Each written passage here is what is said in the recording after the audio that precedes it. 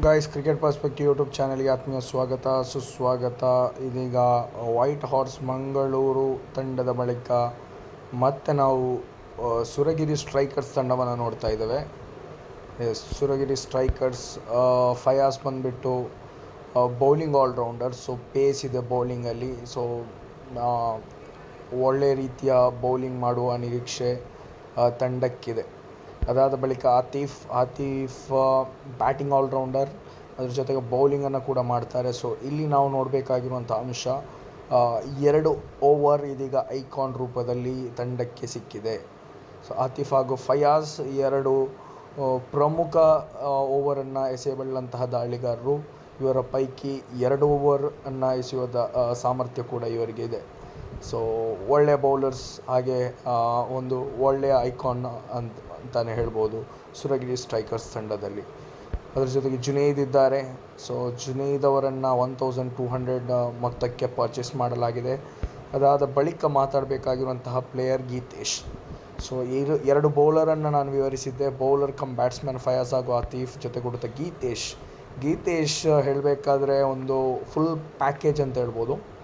Batting ಅಂತೂ ಮಾಡ್ತಾರೆ, ಅದರ ಜೊತೆಗೆ ಬೌಲಿಂಗಲ್ಲಿ ಕೂಡ ಒಂದು ಎಕನಾಮಿಕಲ್ ಓವರನ್ನು ಮಾಡಬಲ್ಲಂತಹ ಆಟಗಾರ ಗೀತೇಶ್. 26,000 ಕೋಟಿಗಳನ್ನು ಖರೀದಿಸಲಾಗಿದೆ. ಸೊ ಏನಂತ ಹೇಳಿದರೆ ಇವರೊಂದು ಐಕಾನಿಗೆ ಸಮವಾದ ಪ್ಲೇಯರೇ ಸರಿ.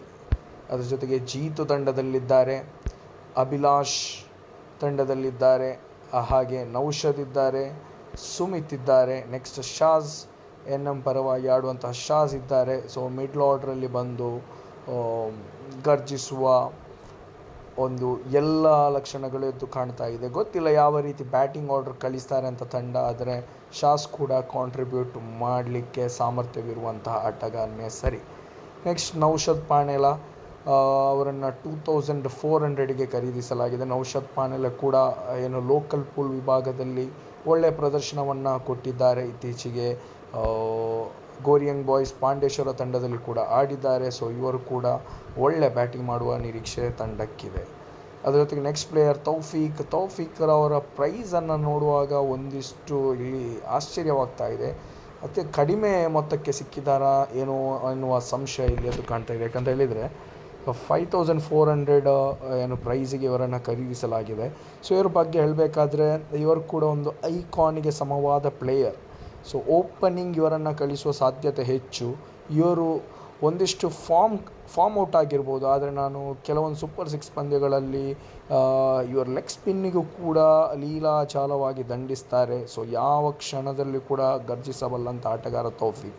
ಸೊ ಇವರಿಗೆ ಓಪನಿಂಗ್ ಬ್ಯಾಟಿಂಗ್ ಸಿಗುವ ಎಲ್ಲ ಲಕ್ಷಣಗಳು ಎದ್ದು ಕಾಣ್ತಾ ಇದೆ.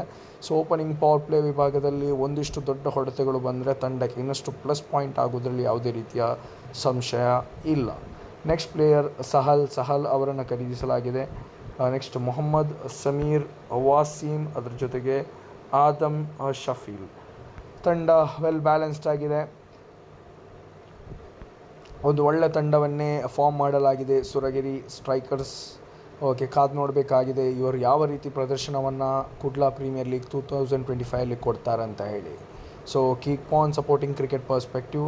ಚಾನಲನ್ನು ಸಬ್ಸ್ಕ್ರೈಬ್ ಮಾಡಿ, ಬೆಲ್ ಐಕಾನನ್ನು ಒತ್ತಿ, ಇನ್ನಷ್ಟು ಅಪ್ಡೇಟ್ಸ್ಗಳಿಗಾಗಿ ಪೇಜನ್ನು ಫಾಲೋ ಮಾಡ್ತಾಯಿರಿ. ಧನ್ಯವಾದ.